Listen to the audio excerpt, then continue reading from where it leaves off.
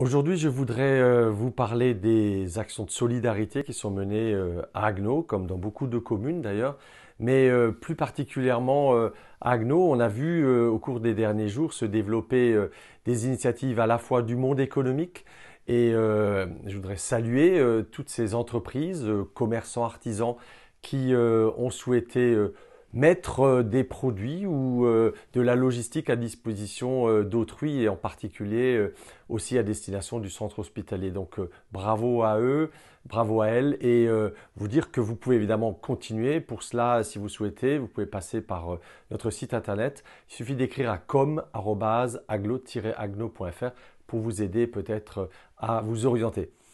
Mais aussi donner un grand coup de chapeau à toutes ces femmes et ces hommes, tous ces bénévoles qui, depuis plusieurs jours maintenant, se sont attelés à organiser des solidarités de proximité. Au sein de la ville de Haguenau, il y a pour cela un point de contact, c'est notre centre communal d'action sociale, le CCAS, qui coordonne toutes ces envies de bénévoles, toutes ces actions à destination des plus isolés ou des plus fragiles d'entre nous.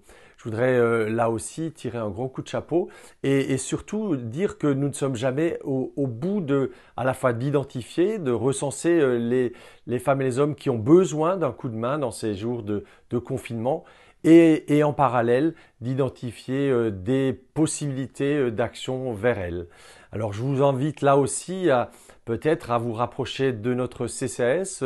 Il est joignable au 03 88 90 68 59 03 88 90 68 59.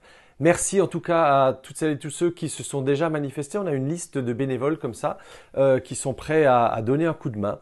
Et cette liste, évidemment, ne peut que grossir parce que je suis convaincu, comme d'autres, que la période de confinement va se prolonger et que les besoins d'entraide à ce moment-là seront encore plus importants.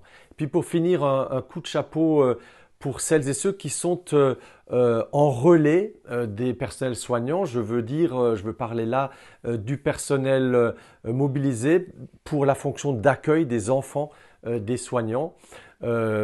Personnel de l'éducation nationale, personnel de la ville et de l'agglo, personnel aussi des associations, des structures, je pense notamment aux centres socio-culturels, qui ont monté ce dispositif permettant de soulager le personnel de l'hôpital ou des personnels soignants en général et leur permettre d'accomplir leur mission de la meilleure façon possible.